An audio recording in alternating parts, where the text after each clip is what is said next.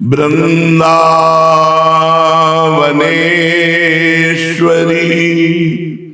तवैव पदारविंदम प्रेमामृतैकमकरंद रसौघपूर्णम् हृदयर्पितं मधुपते स्मरतापमुग्रं निर्वापयत्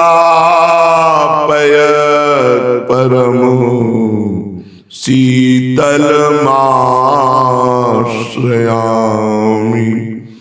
निर्वापयत्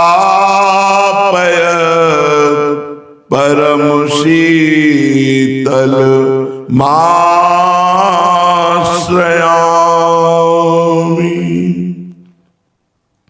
परम सच्चिदानंद घन प्रेमामृत समुद्र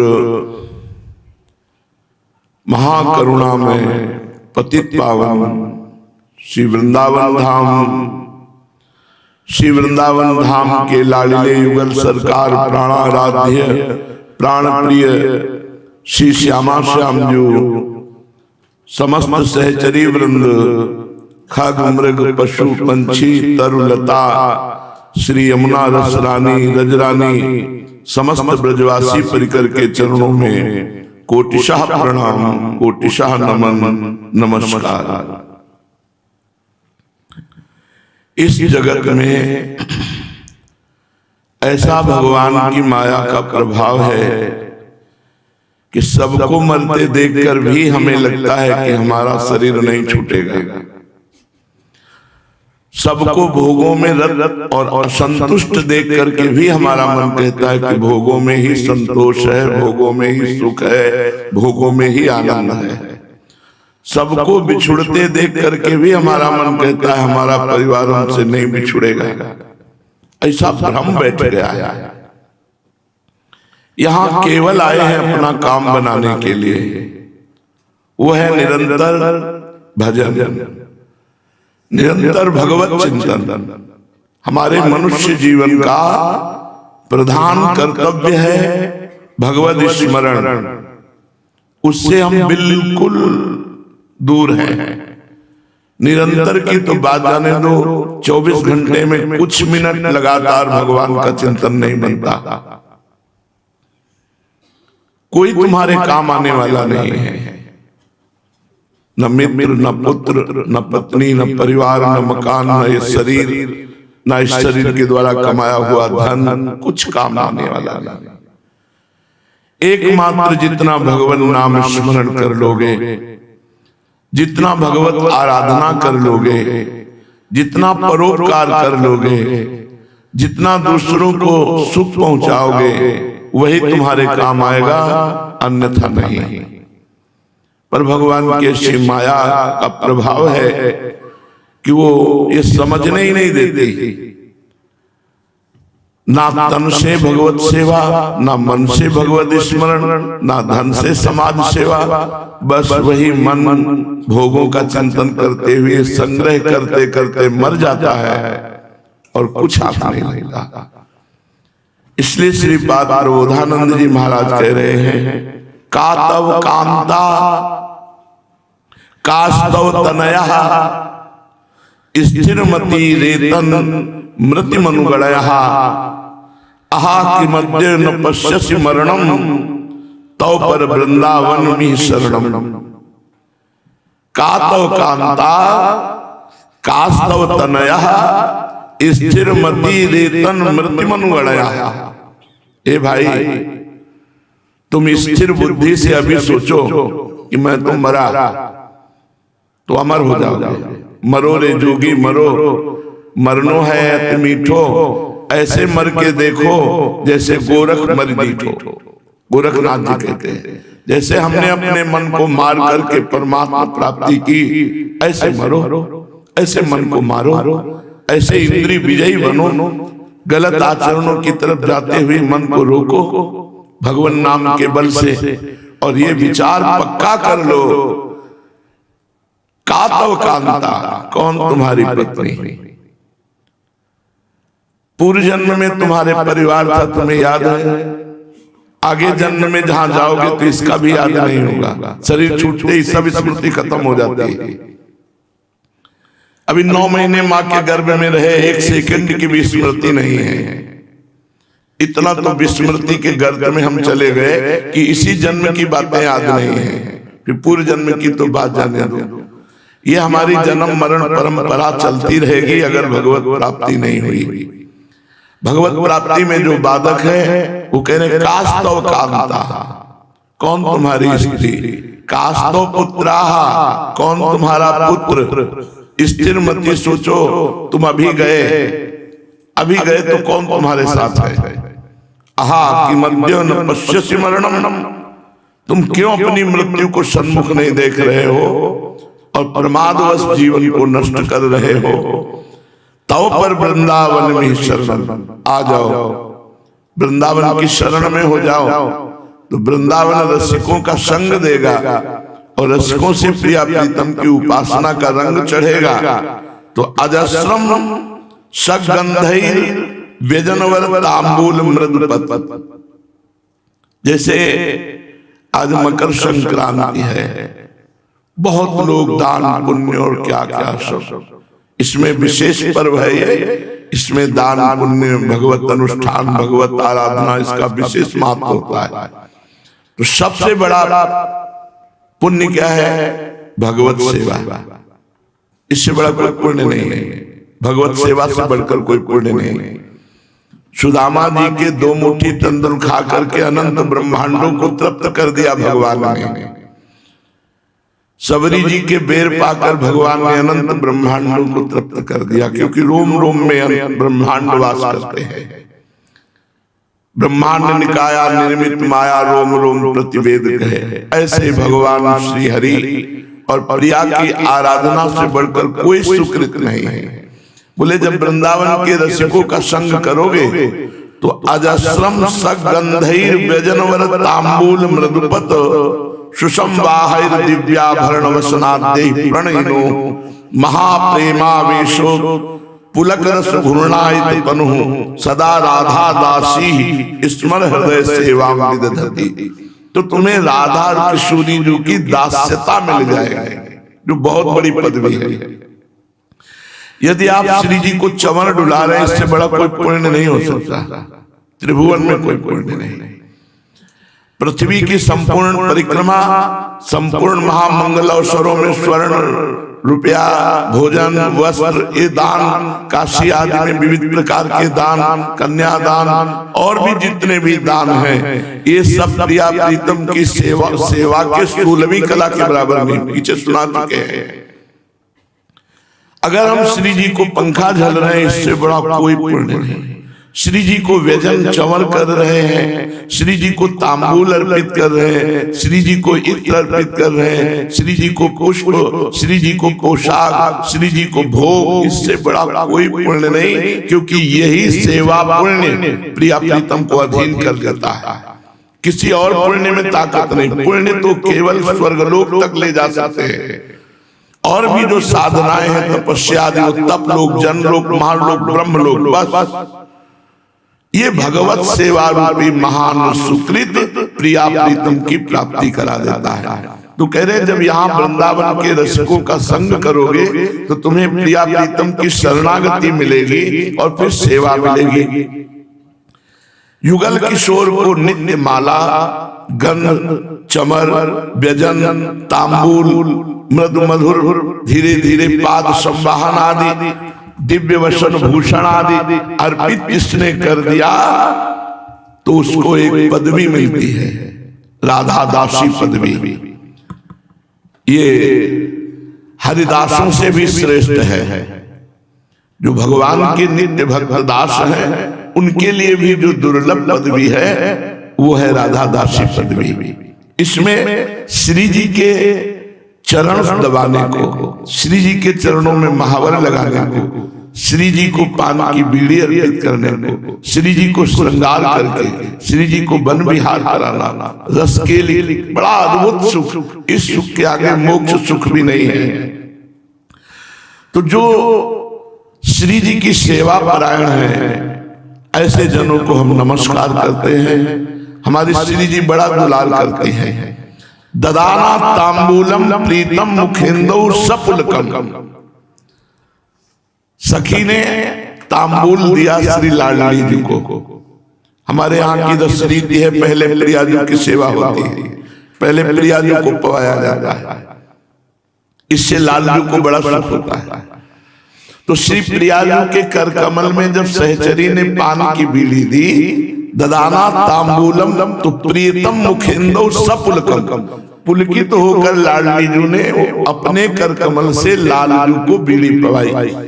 मुदा प्रेयो दत्तम मधुर मदती चर्वितमपि, लालजू ने थोड़ा सा पान चबाकर लाडली जू के मुख में दे दिया और लाडली जू उसका स्वाद लेती हुई पुलकित रोमांचित हो रही है। और जिस दासी ने पान की बीड़ी दी थी उसे इशारे से बुलाया, तथा किंचित दावाप्यति दैत दासी विवशयः। अब प्यारी जू ने प्रेम विवश होकर वो प्रीतम के द्वारा उद्गीर्ण जो तांबूल खंड है उसका स्वाद लेती हुई अपनी दासी के मुख में देती है। वो दासी प्रेम विवश हो जाती है। यशो वृंदारण्य लसति मम जीवस्य वसति। ऐसी प्यारी जो मेरे वृंदावन में जो मेरी जीवन है, किशोरी जो विराजमान है, इसलिए सबसे बड़ा सुख राधा दास से है। सबसे बड़ी जो हमारी पदवी है वो प्रियाजू के गोरे चरणारविंद की ठसक है। अपनी उपासना के महत्व को समझो। आप अपने घर में राधा वल्लभ लाल की छवि विराजमान किए हो, हरिवंश महाप्रभु की छवि विराजमान किए हो, गुरुदेव की छवि विराजमान किए हो, या राधा नाम या जुगल सरकार, आप इनकी जो सेवा कर रहे हो इससे बड़ा कोई लाभ नहीं है। सबसे बड़ा लाभ आप ले रहे हैं अपने घर में विराजमान प्यारे जू को जो दुलार कर रहे हैं। श्री वृंदावन की असीम कृपा से सेवा भाव जागृत होता है। रसिकों के संग से रस रीति का ज्ञान होता है और रस रीति और सेवा भाव ये दोनों प्रियाजू की सेवा में पहुंचा देते हैं। इसलिए कास्तो कांता कास्तो तनया स्थिरमती रेतन मृत्युमणु गणया। ए भाई, इसलिए अपने इस आसक्ति को प्रियालाल के चरणों में समर्पित करो। ना यहाँ कोई तुम्हारी स्त्री है, न कोई तुम्हारा पुत्र है, न तुम्हारा घर है, न तुम्हारा धन है, न तुम्हारा तन है। ये सब यही मृत्यु के एक तमाचा लगने पर सब बिखर जाएगा, सब छूट जाएगा। इसलिए जब तक शरीर नहीं छूटता तब तक ऐसा उपाय कर लो कि मृत्यु का प्रहार तुम्हारे ऊपर ना हो।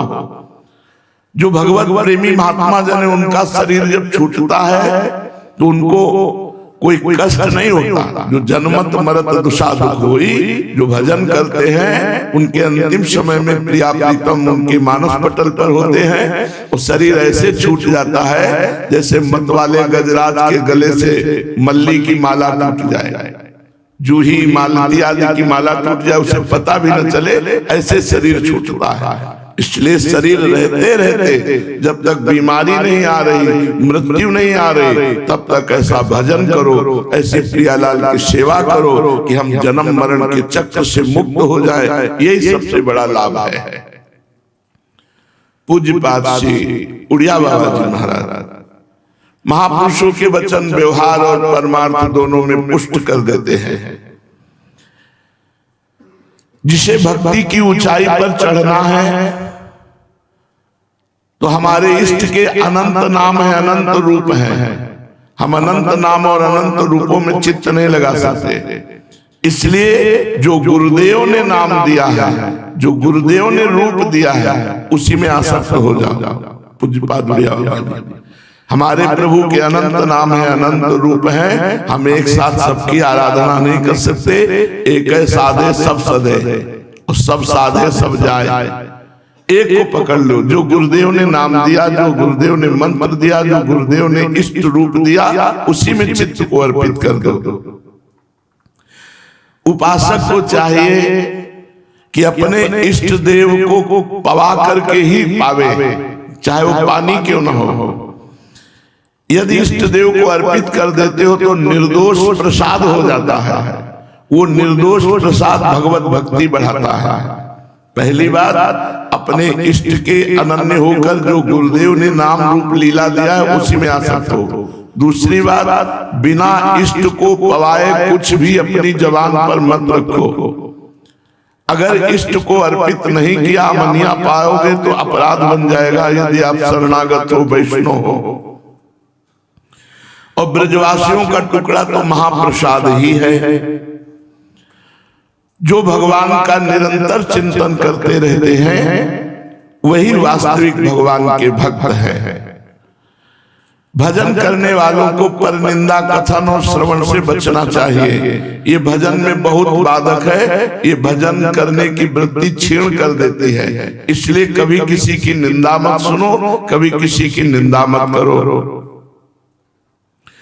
जैसे चोर को रात में नींद नहीं आती, जैसे कामी पुरुष को रात में नींद नहीं आती, ऐसे भजनानंदी को रात में नींद नहीं आती।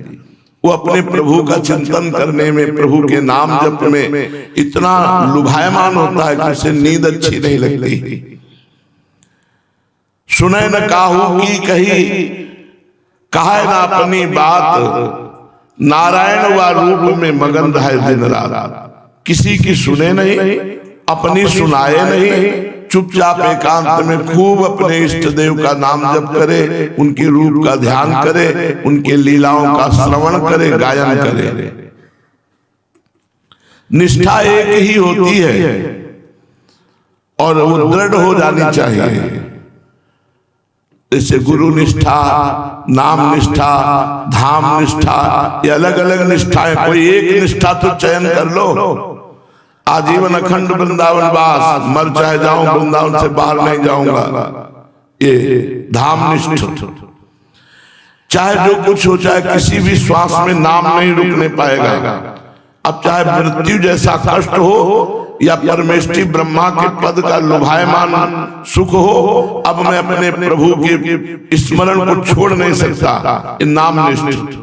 उठते बैठते चलते फिरते खाते पीते दुख में सुख में सब में भगवान का नाम जप कर रहे हैं, ये नाम निष्ठ। तन मन प्राण सर्वस्व गुरुदेव को समर्पित है, मेरा कोई अस्तित्व नहीं। जैसे जमीन बेच देने पर बेचने वाले का फिर अधिकार नहीं रहता, ऐसे अपने आप को हमने गुरुदेव को बेच दिया। हमारा तन मन प्राण सर्वस्व गुरुदेव को, सकल समर्पित प्राण धन, ये गुरुनिष्ठ। ज्ञाननिष्ठ सर्वं खलमिदं ब्रह्म, भक्तिनिष्ठ जित देखो तित श्याममयी है। कोई एक निष्ठा तो हृदय में आ जानी चाहिए और वो दृढ़ हो जानी चाहिए। एक महात्मा के पास एक भगत आया, उसने कहा मुझे दीक्षा दीजिए। तो उन्होंने कहा तुम राधे राधे रटो और गिरिराज की परिक्रमा दो, बाबा कह रहे हैं। बस वो उन महात्मा की बात मान करके 12 वर्ष तक परिक्रमा दी और राधे राधे उच्चारण करते रहे। उनको दृढ़ विश्वास था कि जो संत ने हमें आदेश किया है उससे परम लाभ मिलेगा। फिर दोबारा आए गुरु के पास और गुरुदेव ने कहा तुम्हें कुछ हमारी गोद में दिखाई देता है? उनका नहीं। बोले फिर जाओ। 12 वर्ष परिक्रमा गिरिराज जी की, राधा राधा नाम। ऐसा ही किया उन्होंने। गुरु उपदेश में तनिक भी दोष दर्शन नहीं किया कि हमें भुलावे में डाल रहे। क्या 12 वर्ष तो हो गए परिक्रमा देते हुए। जब 24 वर्ष हो गए आए, बोले दिखाई दे रहा गोद में कुछ? बोले हाँ प्रिया प्रीतम विराजमान है। बोले अब दीक्षा लो। वही महापुरुष श्री हरिव्यास देवाचार्य जी के रूप में जाने गए जिन्होंने महावाणी की रचना की। तो गुरुनिष्ठ, गुरु ने कह दिया 24 वर्ष। आप विचार करो कितनी बड़ी निष्ठा गुरु के वचनों पर। नहीं होता कि हमें फुसला तो नहीं रहे। 12 वर्ष गिरिराज जी परिक्रमा दे ली, राधा राधा रटा, कह रहे गोद में कुछ दिखाई दे रहा नहीं, तो बोले फिर करो परिक्रमा।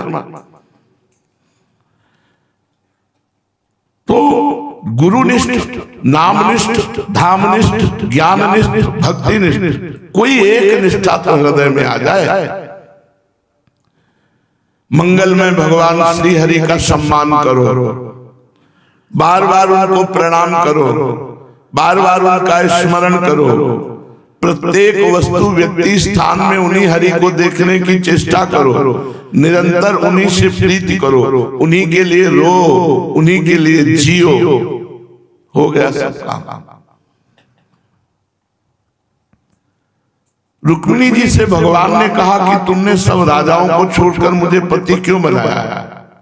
तब वो बोली कि महाराज, जिस परमात्मा की प्राप्ति की इच्छा वाले सम्राट एवं राजा लोग अपने संपूर्ण राज वैभव को तिलांजलि देकर के भजन करते हैं, उन आपकी तुलना में उन राजाओं के साथ हम कैसे? प्रभु, आप तो राज राजेश्वर साक्षात पर ब्रह्म परमात्मा हैं, आप पूर्ण ब्रह्म हैं, इसलिए मैंने सब ओर से चित्त हटाकर आपको वर्ण किया है।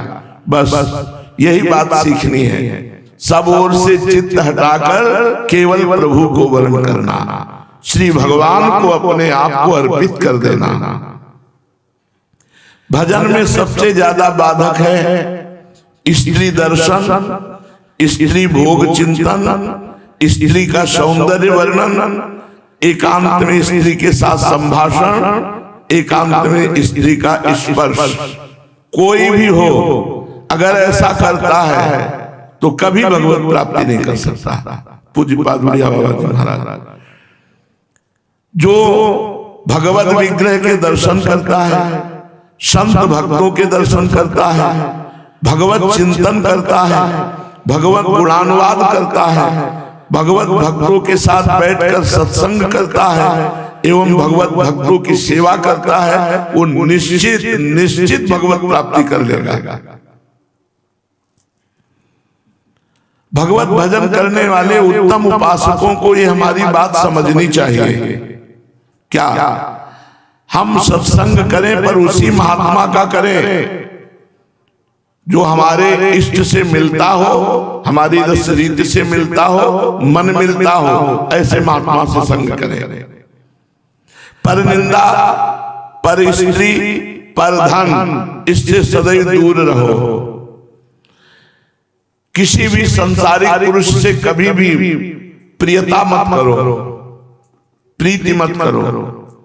बाबा कहे भगवत भाव से सब ठीक है, लेकिन अंजन कहा आंख दे फूटे बहुत कहा लो। अगर हम प्रीति करेंगे तो भगवत प्रीति में बाधा पड़ जाएगी। किसी भी संसारिक पुरुष से मित्रता प्रीति आदि मत करो। भगवत भजन को छोड़कर इंद्रियों को विषय चिंतन में यदि लगाओगे तो कभी सिद्ध नहीं हो पाओगे। स्वाद भोजन का, वाद जबान का, दो इंद्रियां हैं, वाक इंद्री, रसेंद्री। स्वाद ज्ञानेंद्री है, वाकेंद्री जो है ये कर्मेंद्री है। इन दोनों को संभाल लो, बोलना ठीक कर लो और खाना ठीक कर लो। भगवत अर्पित श्री जी का प्रसाद, वो भी अल्पाहार और अल्प बोलो, थोड़ा बोलो, मौन रहो, इससे भजन बढ़ेगा। कोई भी कार्य जल्दीबाजी से मत करो, सदा प्रसन्न रहो, निराशा कभी मत आने दो। कठोर भाषण किसी से मत करो। जन्म मृत्यु का भय छुड़ाने वाले जनार्दन का स्मरण करते हुए निर्भय रहो। सकल कामनाहीन जे राम भगत रसलीन, नाम प्रेम पीयूष तीनों की मन में। जो समस्त कामनाओं से रहित हो गए हैं वही भगवान की भक्ति में लीन है। ऐसे भगवान की भक्ति में लीन महापुरुष भी मन रूपी मछली को नाम रूपी अमृत रूपी कुंड में सदैव डालते रहते, अर्थात मन से सदैव नाम जप करते रहते। नाम प्रेम पीयूष तीनों की मन में, मन रूपी मछली को नाम रूपी अमृत कुंड में सदैव डुबोए रहते हैं। वही सकल कामनाहीन होते, वही भगवत भक्ति में डूबते हैं, जो नाम को सदैव रटते रहते हैं। नाम बहुत अमृत है, नाम के समान केवल नाम है, दूसरा कुछ नहीं।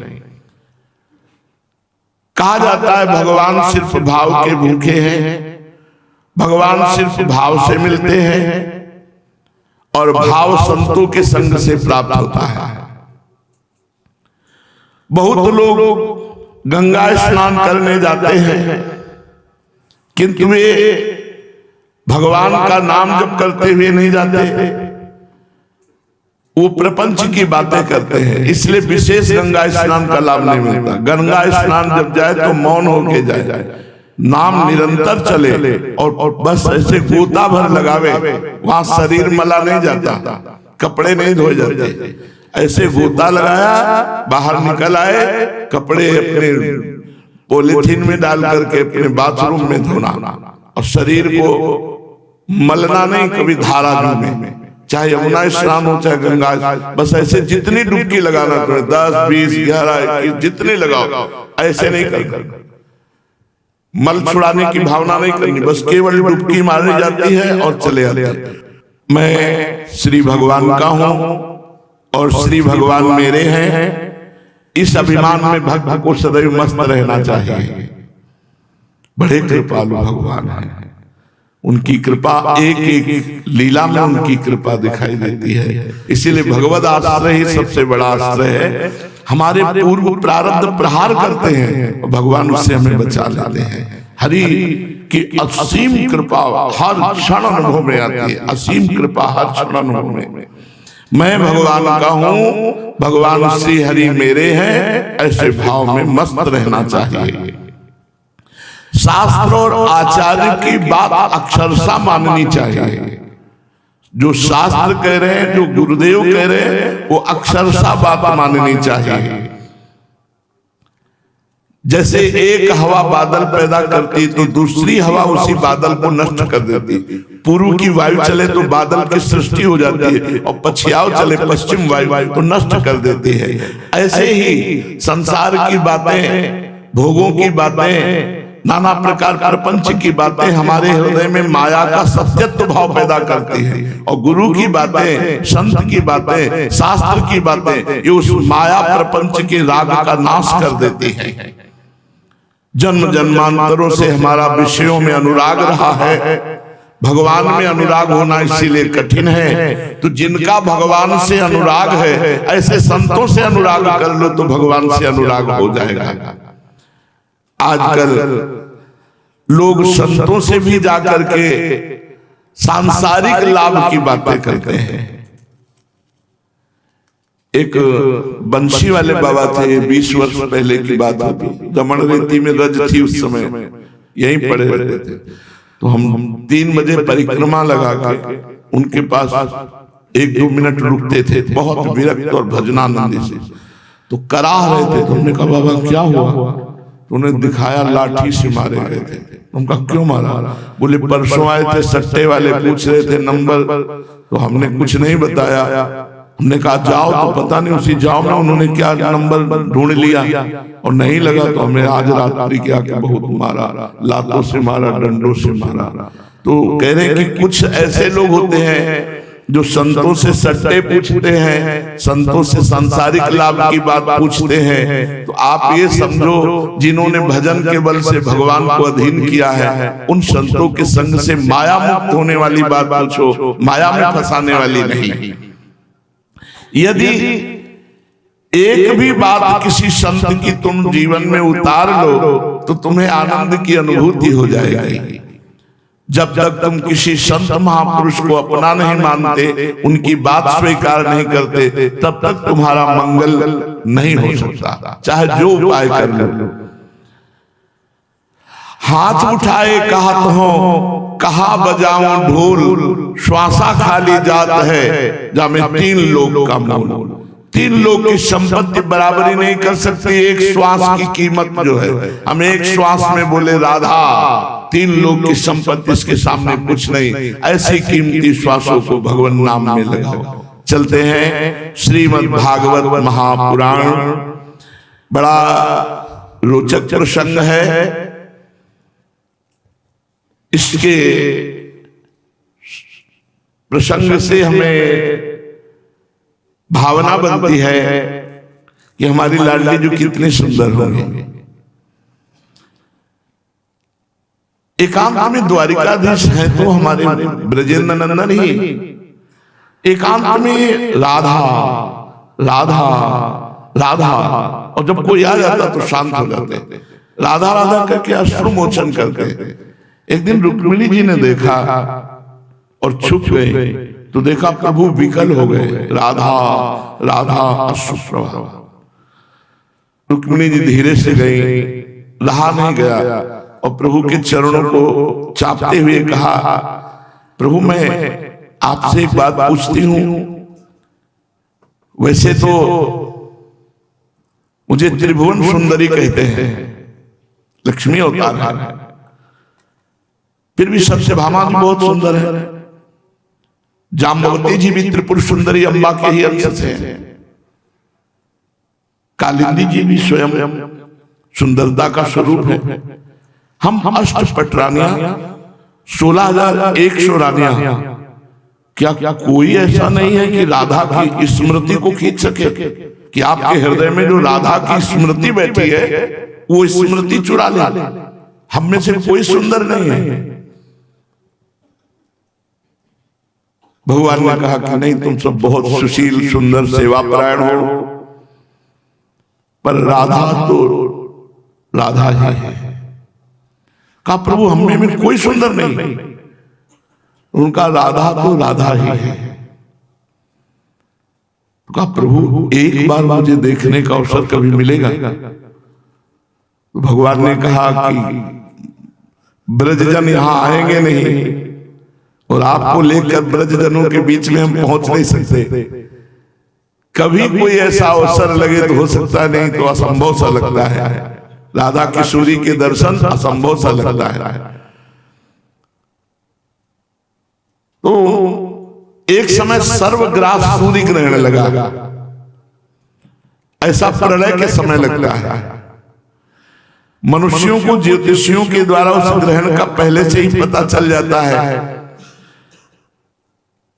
इस महान पर्व में संपूर्ण देश के लोग कुरुक्षेत्र में आते हैं। समंत पंचक क्षेत्र है, जहां शस्त्रधारियों में श्रेष्ठ भगवान परशुराम जी ने पृथ्वी को क्षत्रियहीन करके राजाओं की रुधिर धारा से 5 कुंड बनाए थे।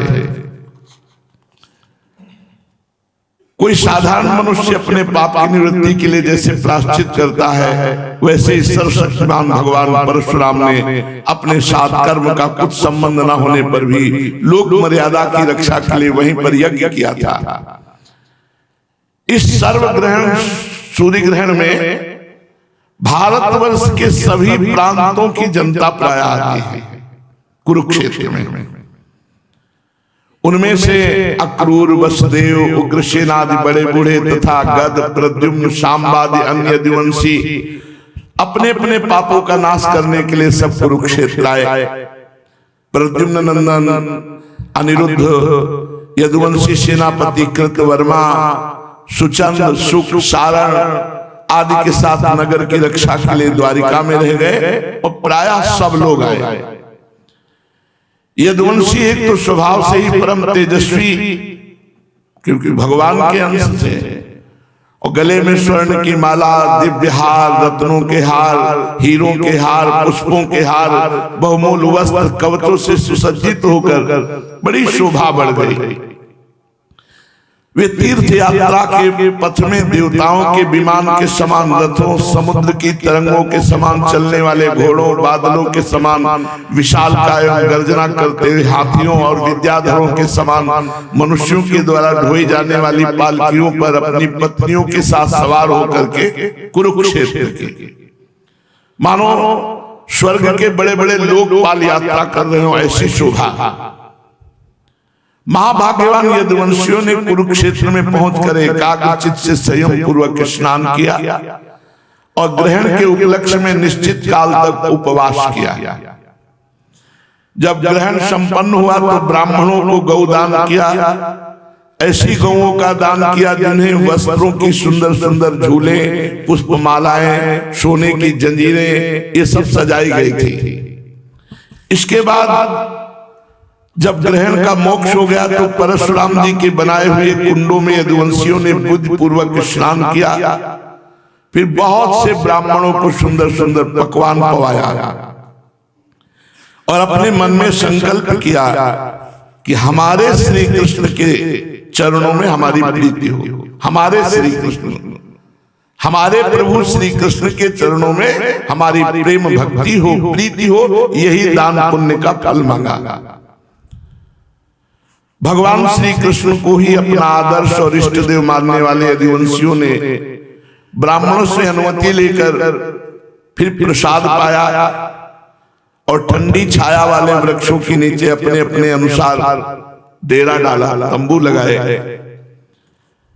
अब जब विश्राम हो गया तो यदुवंशियों ने वहां आए हुए जनों से, अपने जनों से मिलने की प्रक्रिया शुरू की।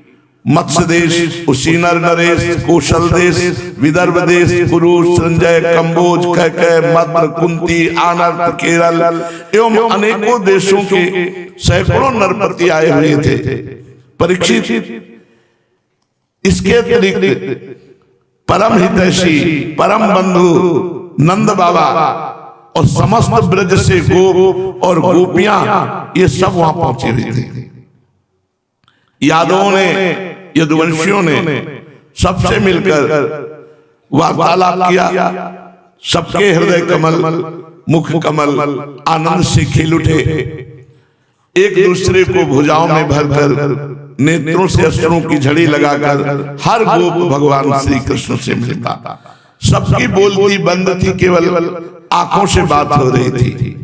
आनंद का समुद्र मानो उफान में हो, ऐसे ही गोपियां भी मिल रही थी। अनंत सौहार्द, मंद मंद मुस्कान, परम पवित्र तिरछी चितवन से देख देख कर भेंट अखबार करने लगी। अपनी भुजाओं में भरकर केसर लगे हुए वक्षा स्थल को उस समय नेत्रों से प्रेम के आंसू छलकने लगे। छोटों ने बड़े बूढ़ों को प्रणाम किया, बड़े बूढ़ों ने छोटों को आशीर्वाद दिया, समान वालों से हाथ मिलाया, गले लगाया। इस प्रकार सबसे भगवान श्री कृष्ण मिले। मिलकर के महल जो निवास स्थान भगवान के लिए बनाया गया था, वहां रुक्मिणी आदि से कहा कि आप लोगों ने कहा था कि कभी राधा किशोरी के दर्शन हो तो ब्रज का हमारा परिकर आया हुआ है, सबसे मिल के आ रहा है। आप जाओ और एक बार किशोरी जी के दर्शन करो। आप कहते थे कि राधा किशोरी की क्या समानता हम में से कोई नहीं कर सकता। आप जाकर देखो।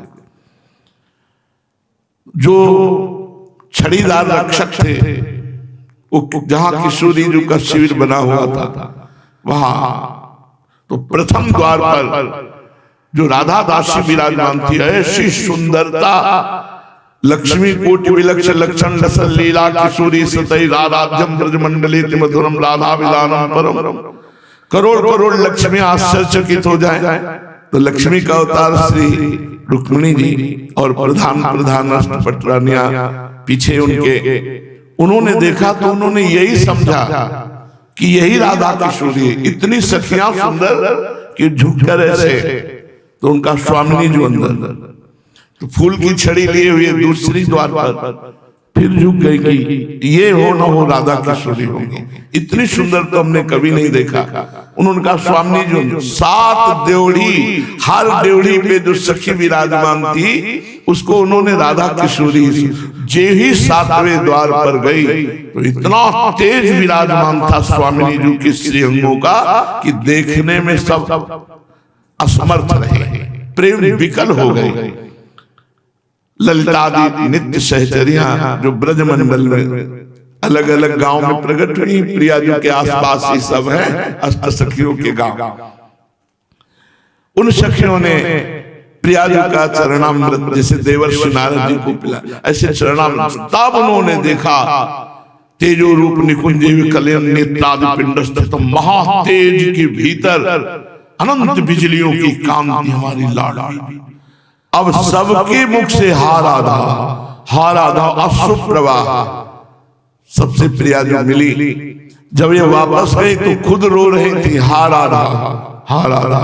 तो प्रभु ने कहा, श्री कृष्ण चंद्र जी ने देखा अपने राधा का प्रभाव, कहीं कोई समानता है? स्वामी जी कह रहे, पाछे न होती अब हूँ, आगे हूँ न हुए है, ये गति अद्भुत रूप की और है। ये ब्रज लीला के अंतर्गत है। निकुंज लीला में तो वृंदावनम परित्यज्य पादमेकम न गच्छति। सबसे भगवान श्री कृष्ण और पूरा द्वारिका का परिकर मिला। फिर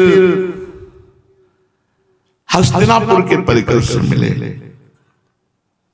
कुंती जी ने वसुदेव जी से कहा, भैया मैं बड़ी अभागिनी हूं, आज तक मेरी एक साध पूरी नहीं हुई। साध माने चाह। और आप जैसे साधु स्वभाव वाले मेरे भाई आपत्ति के समय मेरी सुध भी नहीं लिए, इससे बढ़कर दुख की बात क्या होगी? हम ये समझती है कि विधाता जिसके बाएं होता है उसे स्वजन संबंधी पुत्र मित्र सब कोई भूल जाता है। आप लोगों का कोई दोस्त नहीं, विधाता मेरे बाएं हैं इसीलिए ऐसा हुआ। वसुदेव जी ने कहा, बहन उलाहना मत दो, हमसे बिलग मत मानो, हम सभी मनुष्य दैव के खिलौने हैं। ये संपूर्ण लोग ईश्वर के वश में रहकर कर्म करता है, उसका फल भोगता है। बहन तुम्हें सच्ची बताएं, कंस के द्वारा हम इतना सताए गए कि हम दसों दिशाओं में भाग फिर रहे थे अपने प्राण बचाने के लिए। अभी कुछ ही दिन हुए, ईश्वर कृपा से कंस का वध हुआ और हम सब सुखी हुए। श्री सुखदेव जी कहते हैं, परीक्षित वहां जितने भी नरपति आए थे, वसुदेव जी, उग्रसेन, यदुवंशियों ने खूब मिलकर सब राजाओं का सम्मान किया।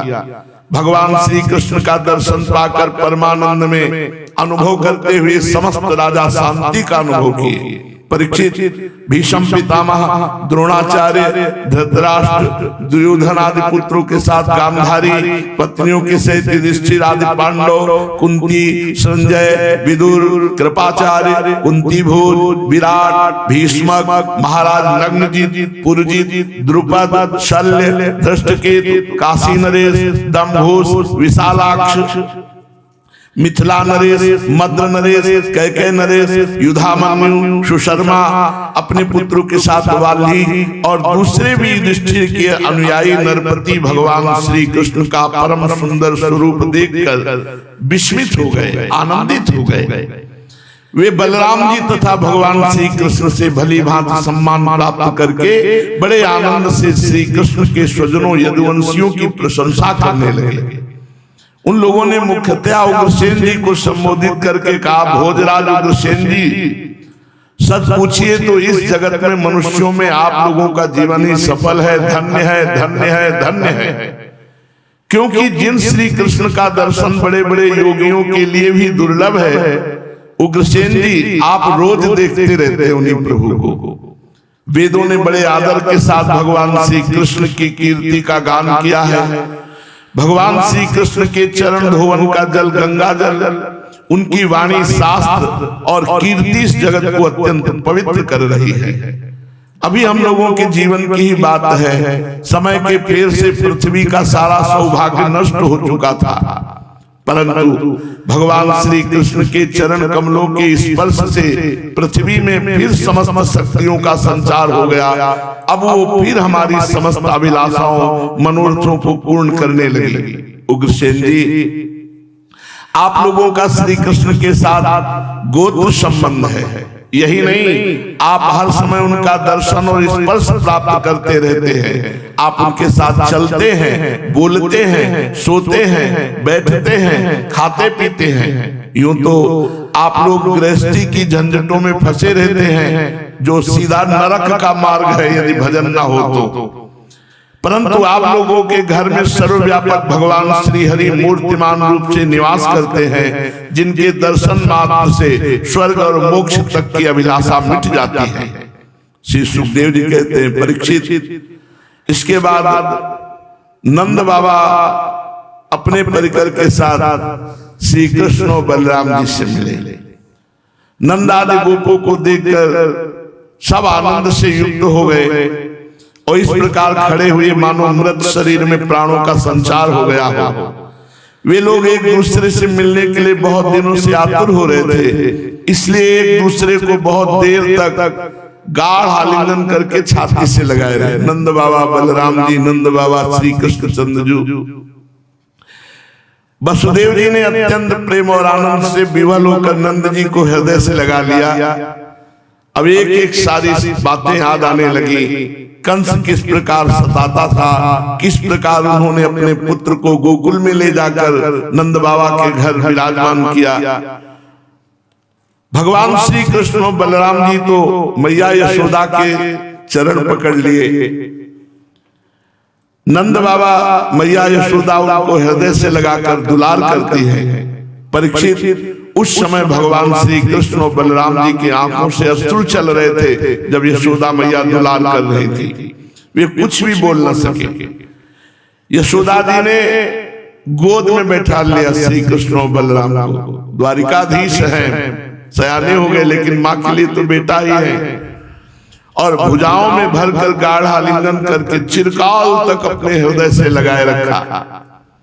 रोहिणी और देवकी जी ने ब्रजेश्वरी यशोदा का यह प्यार देख करके कि दोनों लाला को, कृष्ण और बलराम को अपनी गोद में लिए, बार बार उनके मातृ प्रेम की सराहना की देवकी जी और रोहिणी जी ने। और वे यशोदा जी से कहने लगी, यशोदा रानी, आपने और ब्रजेश्वर नंद जी ने हम लोगों के साथ जो मित्रता का व्यवहार किया है वह कभी मिटने वाला नहीं है। उसका बदला इंद्र का ऐश्वर्य पाकर भी हम किसी प्रकार नहीं चुका सकती। नंदरानी जी, भला ऐसा कौन कृतज्ञ है जो आपके उस उपकार को भूल सके। देवी, जिस समय बलराम और श्री कृष्ण ने अपने माँ बाप को देखा तक न था और इनके पिता ने धरोहर के रूप में इन्हें आप दोनों के पास रख छोड़ा था, उस समय आपने इन दोनों की इस प्रकार रक्षा की जैसे पलकें पुतलियों की रक्षा करती है। आप लोगों ने इन्हें खिलाया पिलाया, दुलार किया, रिझाया, इनके मंगल के लिए अनेकों प्रकार के उत्सव किए। सच पूछिए तो इनके माँ बाप आप ही लोग हो। आप लोगों की देख रेख में इन्हें किसी की आस तक न लगी। ये सर्वथा निर्भय रहे, ऐसा करना आप लोगों के अनुरूप ही था, क्योंकि सत्पुरुषों की दृष्टि में अपने पराये का भेदभाव नहीं रहता। नंदरानी जी, सचमुच आप लोग परम संत हैं। श्री सुखदेव जी कहते, परीक्षित, मैं कह चुका हूं कि गोपियों के परम प्रीतम जीवन सर्वस्व श्री कृष्ण ही थे। जब उनके दर्शन के समय नेत्रों की पलकें गिर पड़ती, तब वे पलकों को बनाने वाले को ही कोसने लगती। उन्हीं प्रेम की मूर्ति गोपियों को आज बहुत दिनों तक भगवान श्री कृष्ण का बहुत दिनों के बाद दर्शन हुआ।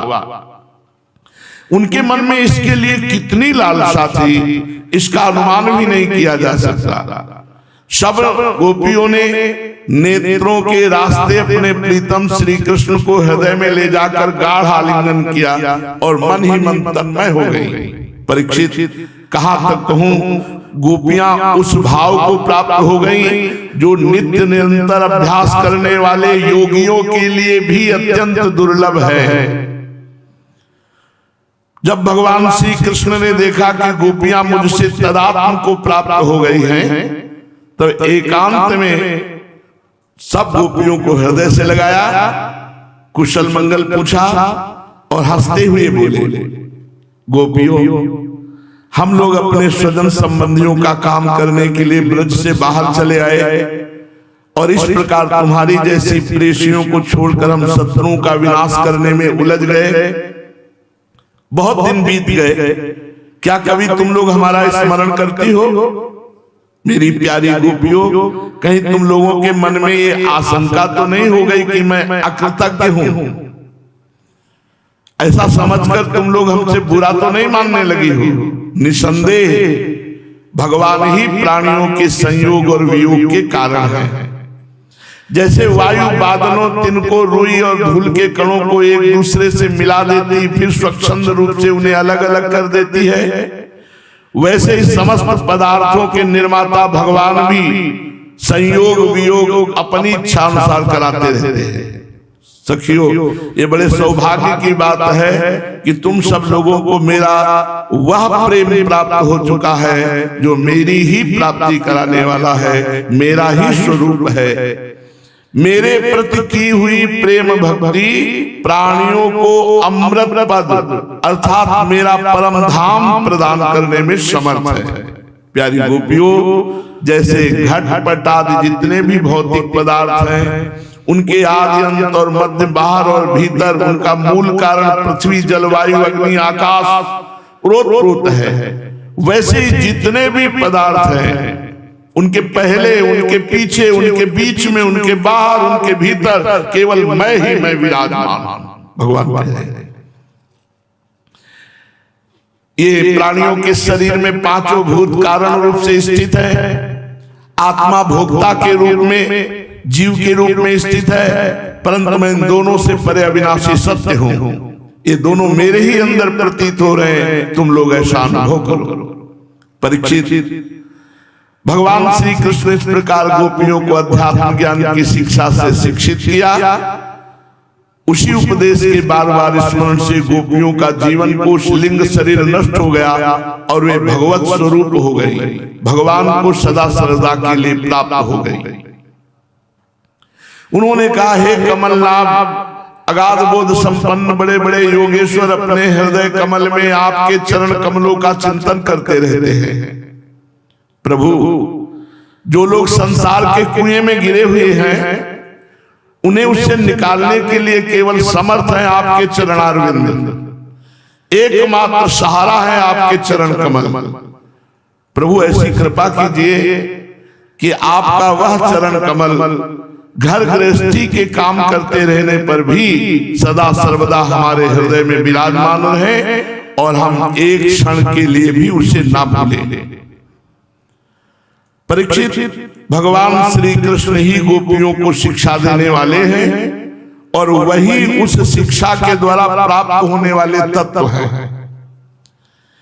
इसके पहले जैसा कि वर्णन किया गया, भगवान श्री कृष्ण ने उन पर महान अनुग्रह किया। अब धर्मराज युधिष्ठिर और अन्य संबंधियों से कुशल मंगल पूछा। भगवान श्री कृष्ण के चरण कमलों का दर्शन करने से ही सारे अशुभों का नाश हो जाता है। भगवान श्री कृष्ण ने युधिष्ठिर जी का सम्मान किया, कुशल मंगल पूछा और अत्यंत आनंदित होकर उनसे कहने लगे,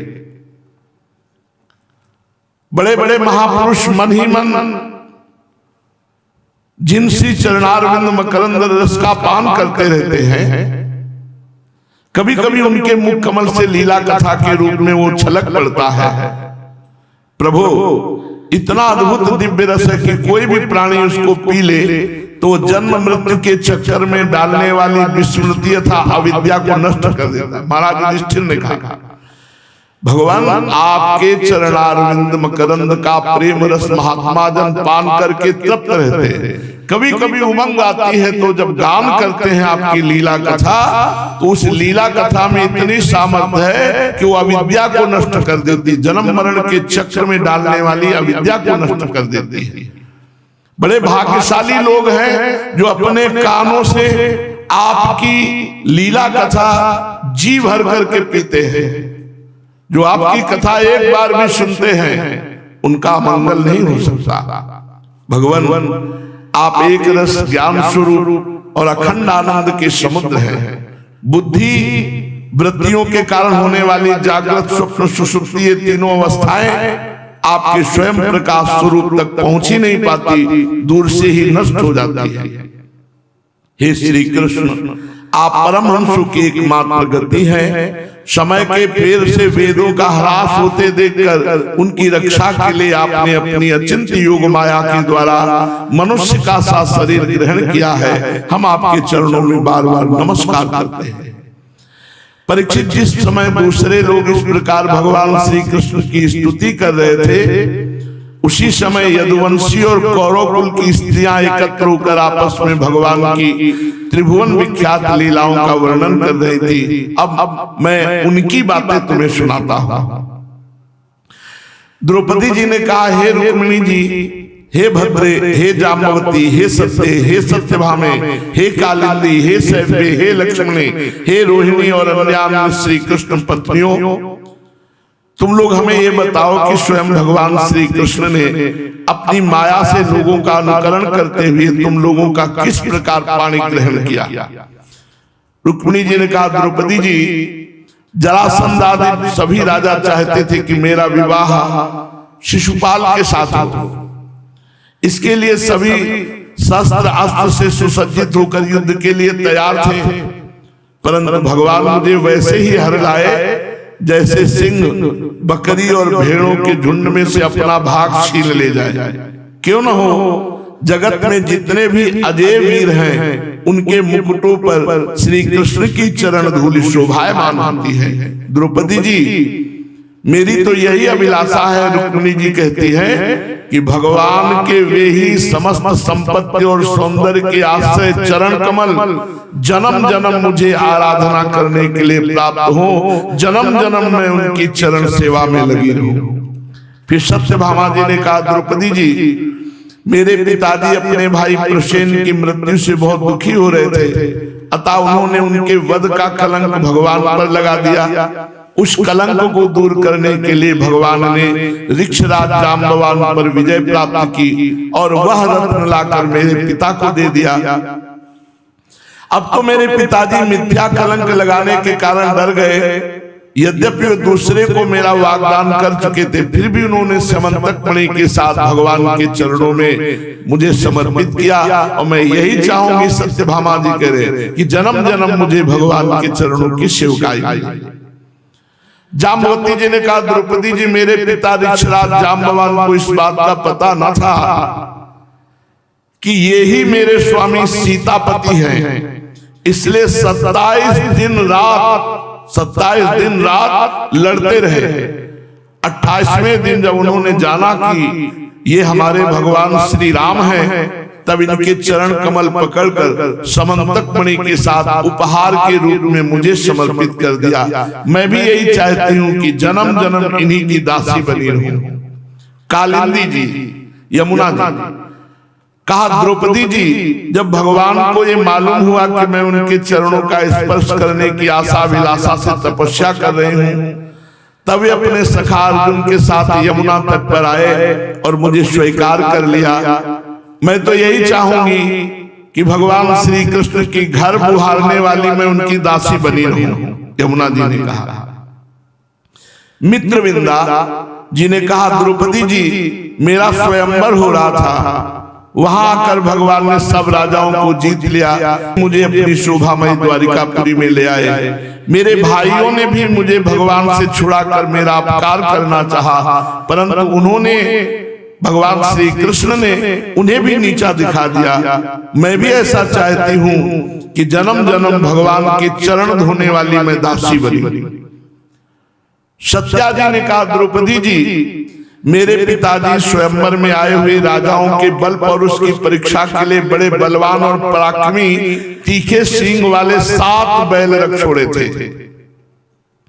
उन बैलों ने बड़े बड़े वीरों का घमंड चूर चूर कर दिया था। उन्हें भगवान ने खेल खेल में झपट कर पकड़ लिया, नाथ लिया और बांध दिया, ठीक वैसे ही जैसे छोटे छोटे बच्चे बकरी के बच्चों को पकड़ लेते हैं। इस प्रकार भगवान बल पौरुष के द्वारा मुझे प्राप्त करके चतुरंगिणी सेना और दासियों के साथ द्वारिका ले आए। मार्ग में जिन क्षत्रियों ने विघ्न डाला उन्हें जीत लिया। मेरी भी यही अभिलाषा है कि जन्म जन्म भगवान की मुझे सेवा का अवसर मिले। श्री भद्रा जी ने कहा, द्रौपदी जी, भगवान मेरे मामा के पुत्र हैं, मेरा चित्त इन्हीं के चरणों में अनुरक्त हो गया था। जब मेरे पिताजी को यह बात मालूम हुई, तब उन्होंने स्वयं भगवान को बुलाकर अक्षोणी सेना बहुत सी दासियों के साथ मुझे इन्हीं के चरणों में समर्पित कर दिया। मैं अपना परम कल्याण इसी में समझती हूँ कि कर्म के अनुसार मुझे जहां जहां जन्म लेना पड़े, मैं सर्वत्र इन्हीं भगवान श्री कृष्ण के चरण कमलों का संस्पर्श प्राप्त करूं। लक्ष्मणा जी ने कहा, रानी जी, देवर्षि नारद बार बार भगवान के अवतार लीलाओं का गान करते रहते थे।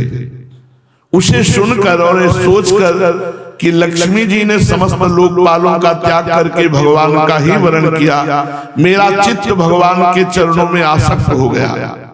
द्रौपदी जी, मेरे पिता बृहदसेन मुझ पर बहुत प्रेम रखते थे।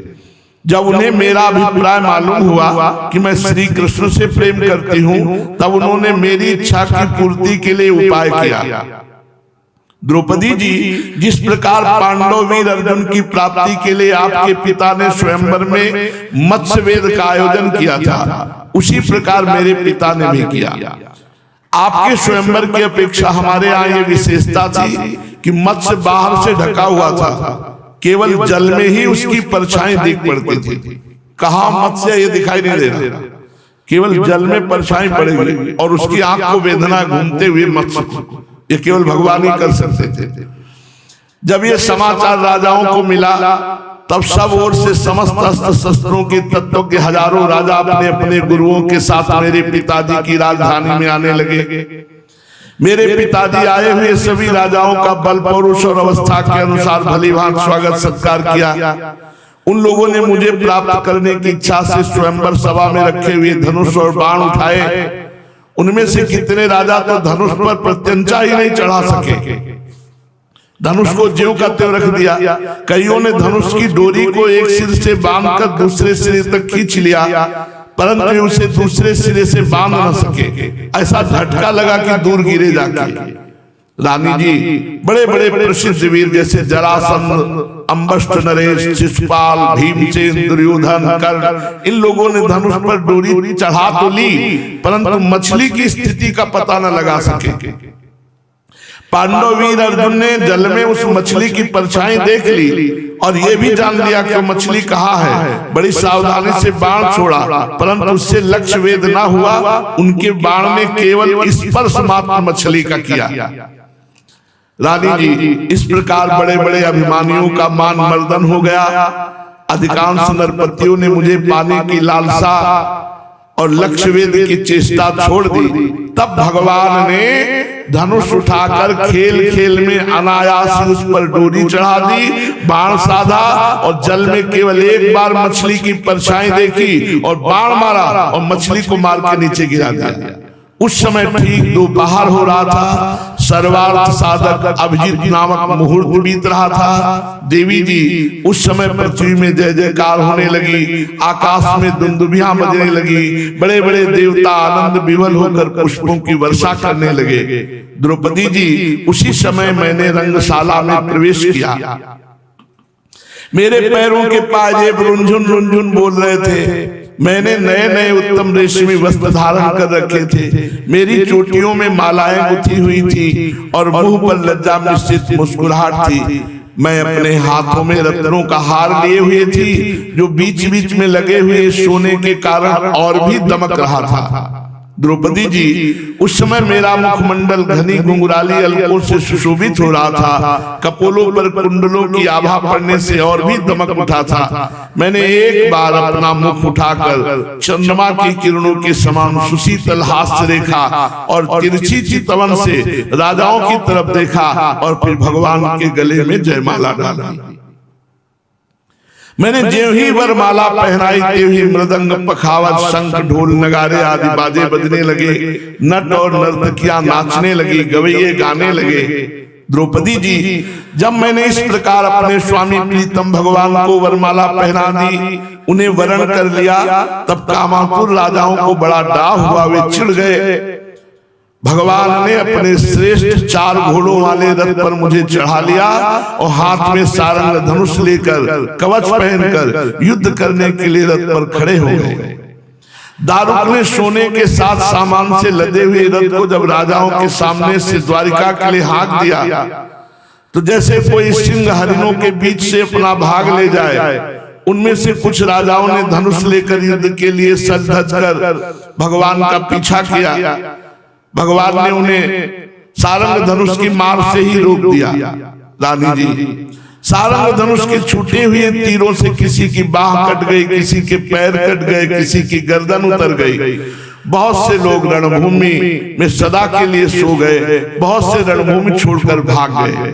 तदनंतर यदुवंश शिरोमणि भगवान ने सूर्य की भांति अपने निवास स्थान स्वर्ग और पृथ्वी में सर्वत्र प्रशंसित द्वारिका नगरी में मुझे ले आए। उस दिन द्वारिका नगरी सजाई गई थी। बहुत से जो वस्त्र आभूषण दासी रथ घोड़े हाथी दहेज में दिए गए थे। भगवान ने बड़ा मंगलमय समय पाणी ग्रहण किया।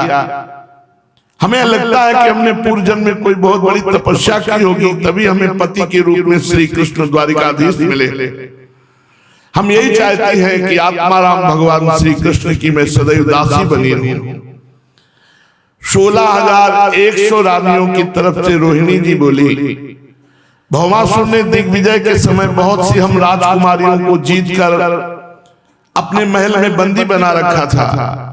भगवान ने जानकर युद्ध में भौमासुर और उसकी सेना का संहार कर डाला और स्वयं पूर्ण काम होने पर भी 16,100 हम राजकुमारियों से भगवान ने पाणी ग्रहण किया। रानी जी, हम सदा सर्वदा इन्हीं भगवान के चरण कमलों का चिंतन करती रहती थी, जो जन्म मृत्यु रूप संसार से मुक्त करने वाले हैं। साध्वी द्रौपदी जी, हम साम्राज्य, इंद्रपद, भोग, अणिमा, ऐश्वर्य, ब्रह्मा का पद, मोक्ष, सालोक, सारूप्यादि मुक्तियां हम कुछ नहीं चाहते। हम केवल इतना चाहते हैं कि हमारे प्रीतम श्री कृष्ण अपने श्री चरण कमलों की सेवा में सदैव मुझे रखें। 16,100 रानियों ने कहा। उदार शिरोमणि भगवान ने जिन चरण कमलों का स्पर्श करके गौ चराते समय गोप गोपियां भीलिनी तिनके और घास लताएं तक को पावन कर दिया, हम उन्हीं चरणों की दास्ता चाहते हैं। इस प्रकार द्रौपदी जी से 16,108 रानियों ने अपने मन की बात की। सर्वात्मा भक्त भयहारी भगवान श्री कृष्ण से कितना भगवान की पत्नियां प्रेम करती हैं, ये बात कुंती, गांधारी, द्रौपदी, सुभद्रा, दूसरी राजपत्नियों और भगवान की प्रीतमा गोपियों ने भी सुना। सब की सब उनका यह अलौकिक प्रेम देखकर अत्यंत मुग्ध, अत्यंत विस्मित हो गई। सबके नेत्रों में प्रेम के आंसू छलक आए। इस प्रकार जिस समय स्त्रियों से स्त्रियां और पुरुषों से पुरुष बातचीत कर रहे थे, उसी समय बहुत से ऋषि मुनि भी भगवान श्री कृष्ण का, बलराम जी का दर्शन करने के लिए आए। उनमें ये जगत पावन करने वाले ऋषियों के नाम हैं। श्री कृष्ण द्वैपायन भगवान व्यासदेव जी, देवर्षि नारद जी, च्यवन जी, देवल जी, असित जी, विश्वामित्र जी, शतानंद जी, भरद्वाज जी, गौतम जी, अपने शिष्यों के साथ भगवान परशुराम जी, वशिष्ठ जी, गालो जी, भृगु जी, पुलस्त जी, कश्यप जी, अत्रि जी, मार्कंडे जी, बृहस्पति जी, द्वित, त्रित, एकत, सनक, सनंदन, सनातन, सनत कुमार जी, अंगिरा जी, अगस्त जी, याज्ञवल्क्य जी और वाम जी। ये बड़े बड़े ऋषि भगवान के दर्शन करने के लिए आए। सब घेरे